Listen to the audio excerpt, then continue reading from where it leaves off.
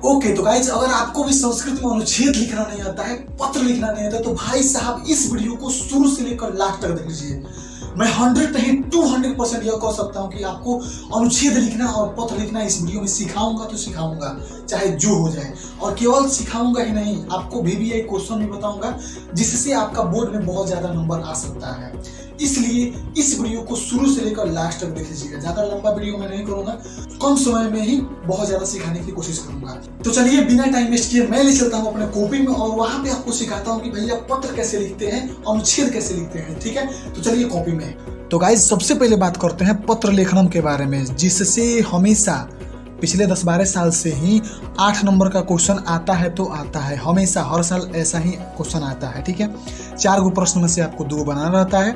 ठीक है, तो यहाँ पे यह क्वेश्चन बैंक है और इसमें से मैं एनालाइज करके यह पता किया हूँ कि सबसे ज्यादा जो क्वेश्चन पूछा जाता है वह प्रधानाचार्य महोदय के पास लेटर लिखने वाला प्रश्न पूछा जाता है। ठीक है, ये नहीं कि अवकाश लिखने वाला। ठीक है, यूट्यूब पर मैं वीडियो देखा, सोच रहा हूँ सब कोनो क्या कर अवकाश लिखने का सिखा दे रहा है, हो गया। अवकाश लिखने वाला क्वेश्चन मतलब रियर केस में पूछा जाता है, रियर केस में इक्का दुक्का ऐसे क्वेश्चन पूछा जाता है। ये नहीं कि गए, हम भी क्या किए थे, हम भी जब 10th में थे ना तो क्या किए थे कि अवकाश लिखने वाला जो प्रश्न होता है ना उसको रट गए थे और जाकर वहीं लिख के चले थे। भाई कुछ भी नहीं कर रहा था, क्या करो वहीं लिख के चले, इसलिए हमारा नंबर कट गया। इसलिए आप लोगों से हाथ जोड़कर रिक्वेस्ट है, आप लोग को मैं यहाँ पे जो फॉर्म बता रहा हूँ इसको रटना है। ये नहीं कि आपको क्या करना है, अवकाश लिखने वाला प्रश्न को रट लेना है और जाकर वहीं लिख के चलाना है, वैसा काम नहीं करना है।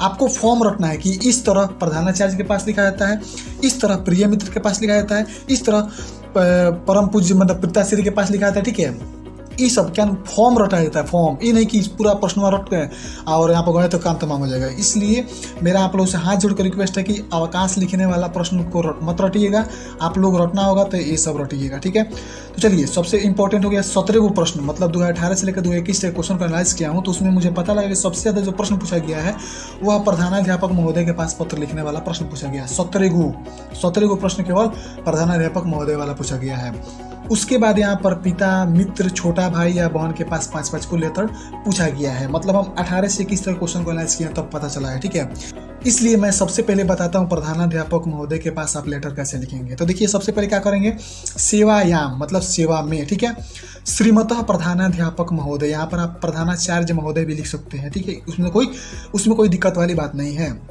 उसके बाद स्कूल का नाम लिखेंगे, अगर क्वेश्चन में दिया रहेगा स्कूल का नाम तो स्कूल का नाम लिखेंगे, नहीं दिया रहता है तो अपना स्कूल का नाम ही और किस स्थान पर है उसको लिख देंगे, यहाँ पर हो गया।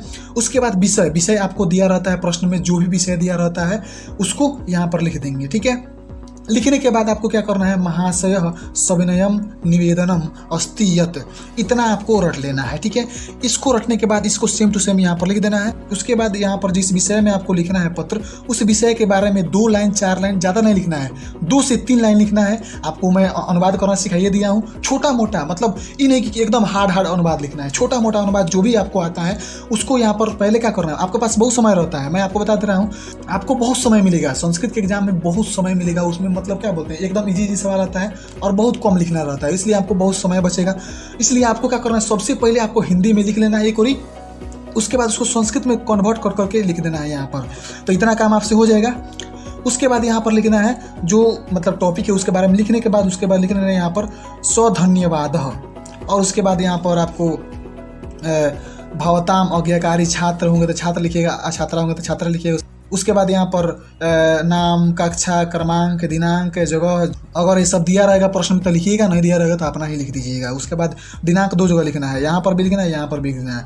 हो गया आपका इतना ही में क्या बोलते हैं, प्रधानाचार्य के पास पत्र लिखना हो गया। अब इतना ही से आपका क्या बोलते हैं 4 नंबर कन्फर्म हो गया। तो अब बात करते हैं हम लोग प्रिय मित्र के पास हम लोग लेटर कैसे लिखेंगे, यानी पत्र कैसे लिखेंगे। तो देखिए यहाँ पर प्रिय मित्र हो या छोटा भाई या छोटा बहन हो तो उसके पास अगर पत्र लिखना है तो क्या करना पड़ेगा मैं बता दे रहा हूँ। यहाँ पर प्रिय मित्र, ठीक है, यहाँ पर प्रिय अनुज लिख सकते हैं, प्रिय अग्रजा लिख सकते हैं, प्रिय भ्राताश्री लिख सकते हैं। प्रिय मतलब जो भी आपको यहाँ पर दिया रहेगा प्रश्न, ठीक है, उसी प्रकार यहाँ पर लिख देंगे। ठीक है, लिख देंगे। उसके बाद क्या करना है, लिखना है नमस्ते। क्या करना है, नमस्ते। नमस्ते करने के बाद क्या लिखना है यहाँ पर, अहम अत्र कुशलो अस्मि, यानी मैं यहाँ पर ठीक हूँ, ये लिख देना है।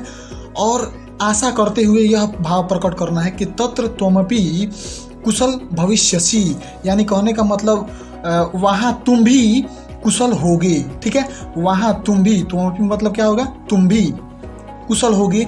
इति कामयामी, ऐसा मैं कामना करता हूँ, इतना लिख देना है, ठीक है। चाहे पिताजी के पास लिखना हो लेटर या मतलब किसी के पास लिखना हो तो ये जो नीचे वाला लाइन है इसको हमेशा के लिए याद कर लेना है। इसके बाद ये लिख देना है।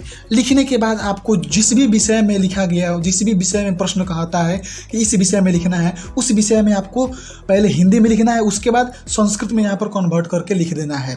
2 से 3 लाइन, ज़्यादा नहीं लिखना है, 2 से 3 लाइन लिखना है। जो भी एकदम सिंपल वाक्य यहाँ पर लिख देना है, ठीक है।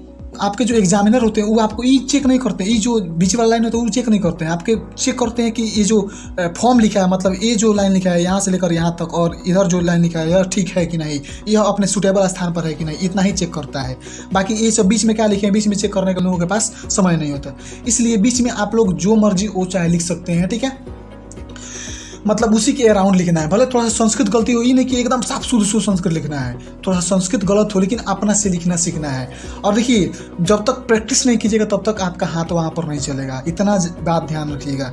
इसलिए मैं जो यहाँ पर पॉइंट लिखा हूँ इन सारे पॉइंटों पर, मतलब 1 2 3 4 है यहाँ पर, इन सारे पर कम से कम 10-10 को पत्र आपको लिखना है, तभी आपका वहाँ पर हाथ खुलेगा, तभी आप वहाँ पर लिख पाइएगा। इसलिए 10-10 को पत्र यहाँ पर लिखना है। मैं फॉर्म बता दिया हूँ क्या क्या होता है। उसी प्रकार का पिताजी के पास लिखना हो तो क्या करेंगे, पूज्य पितृणाम चरणेषु प्रणामः, ठीक है। उसके बाद इस लाइन को लिखेंगे, उसके बाद इस लाइन को लिखेंगे, उसके बाद यहाँ पर ये सब लिख देंगे।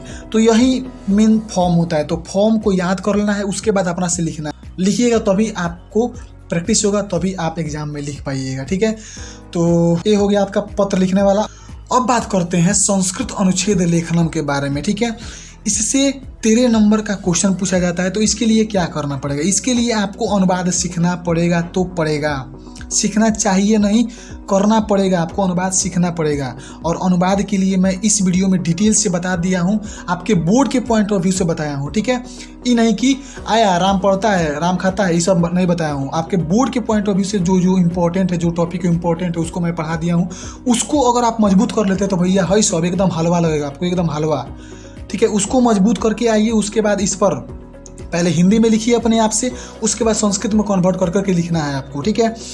अब मैं बता देता हूँ कि कौन कौन इंपॉर्टेंट टॉपिक है जिससे सबसे ज़्यादा क्वेश्चन पूछा जाता है। तो यहाँ पर मैं क्या किया हूँ, 13 से लेकर 21 तक के क्वेश्चन को एनालाइज किया हूँ।